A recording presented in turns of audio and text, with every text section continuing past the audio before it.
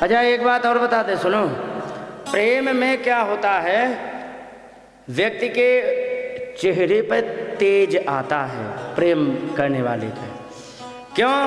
उस सब में परमात्मा देखता है तो वो प्रेमी होता है तो उसके चेहरे में तेज। और जो घमंडी होता है ना तो सबसे पहले उसके चेहरे का तेज खत्म हो जाता है, पहला। दूसरी बात है, अब जैसे गाने वाले होते हैं ना, तो जिनके मतलब गाने में जो घमंडी होते हैं, घमंड आ रहा है गाने में कि अरे साहब हमारे बराबर कौन, उनके धीरे धीरे, क्योंकि हर भावना का एक हार्मोन होता है, समझ गए? प्रेम का अलग है, घमंड का अलग है। घमंड का हार्मोन आवाज को खराब कर देता है, रूखापन कर देता है, समझ गए? और जो प्रेमी होता है ना, उसकी आवाज में मधुरता आ जाती है।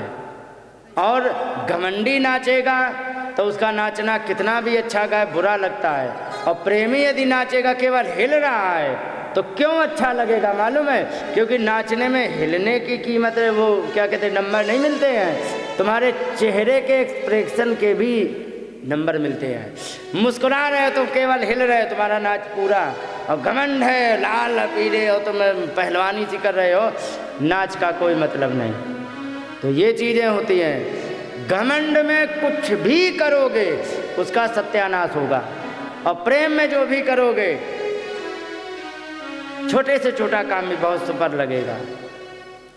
ये मैंने पता कैसे है, क्योंकि मैं भी कलाकारों में रहा। एक ऐसा बिल्कुल गोबर गणेश हमारे सुरेश की तरह, समझे? हाँ, बिल्कुल गोबर गणेश, लेकिन गाने में बड़ा मधुर था। क्यों? घमंड नहीं था, सीधा साधा। ऐसा कर, अच्छा अच्छा हाँ ठीक कर लेंगे, ऐसा कर लेंगे, ये गलत है, अच्छा अच्छा कैसा करना है, ऐसा, अच्छा ठीक ठीक ठीक। ऐसा व्यक्ति गाने में बड़ा मधुर, ये चीज़ें होती है। और घमंडी जो नहीं होता है ना, उसका काम बिगड़ भी जाए फिर भी एडजस्ट करना आसान होता है, ध्यान रखो। हाँ, फिर भी आसान होता है।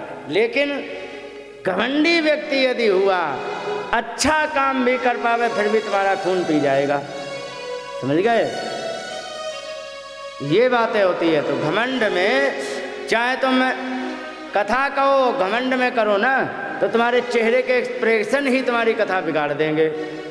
और एक्सप्रेशन से आवाज़ बदलेगी, आवाज़ बदलेगी, कथा बिगड़ गई।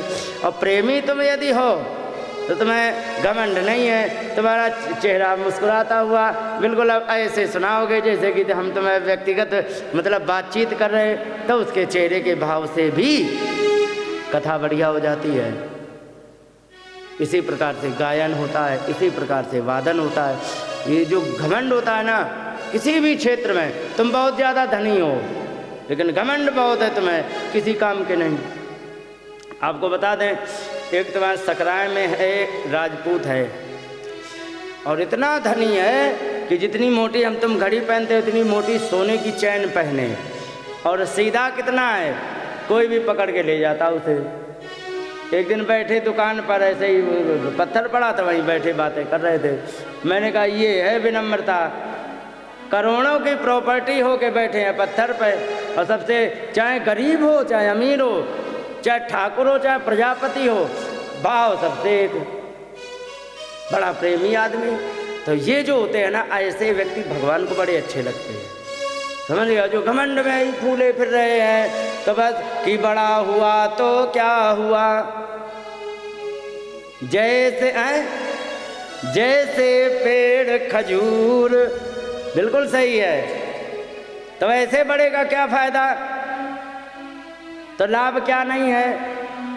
कई पंछी को छाया नहीं, इतनी भी छाया नहीं देता कि कोई पक्षी बैठ करके ठंडा जाए। और फल लागे अति दूर, बहुत दूर फल लगते हैं, वहाँ तोड़ने जाओ गिर पड़ो तो तरबूज की तरह फट जाओ। तो वैसे बढ़ेगा क्या मतलब? और एक बड़ा और होता है, कौन? बरगद का पेड़ देखा तुमने? बरगद नहीं, ओ सुरेश इधर आओ, समझते नहीं यार तुम राजस्थानी हो के, हम फंस जाते हैं बार बार। बरगद को क्या कहते हैं यहाँ? बड़, हाँ बड़। और एक बड़ का भी पेड़ बहुत बड़ा होता है ना? हाँ, तो इनसे हमें एक ये सुविधा है कि राजस्थानी में ट्रांसलेट कर देते हैं। हाँ, तो ये जो है ना, तो बड़ में क्या फ़ायदा है मालूम है? वो इतना बड़ा हो जाएगा लेकिन हजारों जीव उसके नीचे छाया में बैठते हैं। अच्छा, वो इतना बड़ा और लंबी आयु से क्यों चलता मालूम है? इसके पीछे एक कारण है, क्योंकि वो इतना विनम्र होता, जैसे ही बड़ा हुआ सोई पृथ्वी की तरफ झांकने लग जाता। जटाएं निकलती कि नहीं, और जाती हैं उसमें, तो पृथ्वी की तरफ देखना शुरू कर दिया, तो हजारों साल की आयु होती है उसकी, और बड़ा प्यारा होता है, बड़ा आदरणीय होता है, वहाँ जो भी जाता है बड़ा प्रसन्न होता है। तो बड़ा होना ऐसे सार्थक होता है। और तुम इतने बड़े हो गए, किसी का तो पैसा का भला नहीं, तो तुम बड़े हो तो अपने लिए हो, ये बात होती कि नहीं? तो बड़ा भी यदि हो तो बरगद की तरह बड़े बनो, कि तुम इतने बड़े, जैसे कि उदाहरण दे दें, टाटा कंपनी है, एक बहुत बड़ी कंपनी है, जितना भी कमाते हैं उसका बहुत सारा धन फ्री के अस्पताल, फ्री के विद्यालयों में जाता है, समझ गए? फ्री के अस्पताल विद्यालयों में उसका बहुत बड़ा धन जाता है, और जाने कितनों को नौकरी देते, जाने कितनों को शिक्षा, और जाने कितने लोगों को वे इलाज करते हैं। और हर एक शहर में हो सकता है, और जयपुर में भी बिरला मंदिर हो, है कि नहीं है? है, हाँ, जयपुर में है। तो बिरला मंदिर का मतलब समझती हो क्या होता है? तो बस भगवान का इतना ही तुम जानती हो, टाटा का बनाया हुआ, ये कहने का मतलब है मेरा। बिरला मंदिर टाटा का बनाया हुआ है, टाटा बिरला उन्हीं का नाम है, टाटा का बनाया हुआ। तो इतने दिन से इसीलिए इनके 150-200 साल से आज तक चल रहे हैं, तो जाने कितने स्टार्टअप उठे और टप से डूब गए। तो ऐसे बड़े अच्छे लगते हैं कि बड़े भी हो गए, सबको देख रहे हैं, समझ रहे हो? हाँ, तो ये बड़े अच्छे लगते हैं। बरगद बड़ा होता है, बड़ क्या कहते हैं, जो भी कहते, हाँ, तो बरगद बड़ा होता है तो नीचे झांकना शुरू कर देता है। जाने कितने पक्षी, जाने कितने पशु, जाने कितने लोग वहाँ पर जा कर के उसकी छाया का आनंद लेते कि नहीं?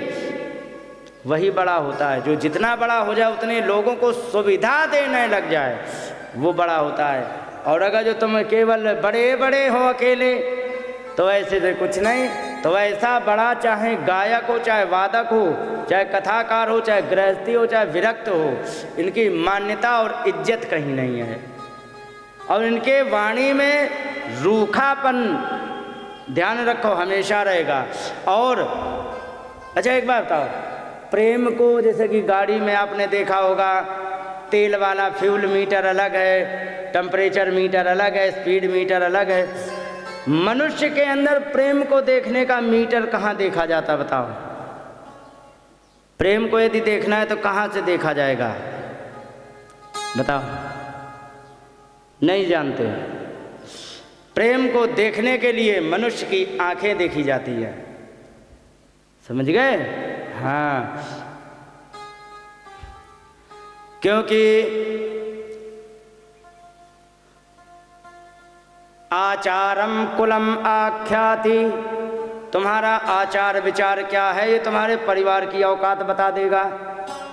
बपुर आख्याति भोजनम, शरीर जो तुम्हारा है वो देख करके ये बताया जा सकता है कि तुम्हारे घर में खाने की क्या स्थिति है, ठीक है? वचनम श्रुतिम आख्याति, तुम्हारे वचन जो है ना, शब्द, ये तुम्हारी पढ़ाई लिखाई को बता देते हैं कि कितने बड़े तुम पढ़े लिखे हो। और स्नेहम आख्याति लोचनम, प्रेम तुम्हारा, तुम्हारी आंखें बताएंगी कि तुम कितना प्रेम करते हो किसी से, समझ गए? तो कहने का मतलब ये है, अभी तक सबका कुल मिला के, कि जो प्रेमी व्यक्ति होता है ना, उसकी आंखें बड़ी प्यारी होती हैं। प्रेमी व्यक्ति की आंखें सुंदर होती हैं, बड़ी प्यारी लगती हो। घमंडी व्यक्ति की तुम आंखें देख लो तो तुम्हें देख के डर लग जाएगा कि ये इंसान है क्या, भूत प्रेत है, होता है कि नहीं? तो ये चीज़ें होती हैं। तो कहने का तात्पर्य यही है, अभिमान में कभी भी कोई भी काम रूखा हो जाता है। समझ गए? प्रेम से मैंने तो बहुत ट्राई किया। अगर जो कोई बहुत प्रेम से भोजन बनाए उसका स्वाद बड़ा प्यारा लगता, भले ही केवल नमक रोटी या चटनी रोटी दे दी जाए। और घमंडी आदमी का जो भोजन होता है ना, उसमें स्वाद नहीं होता है। कभी भी ट्राई कर लेना, ये मैंने तो बहुत किया है। तो ये चीज़ें होती हैं। बोलिए गोविंद भगवान की जय।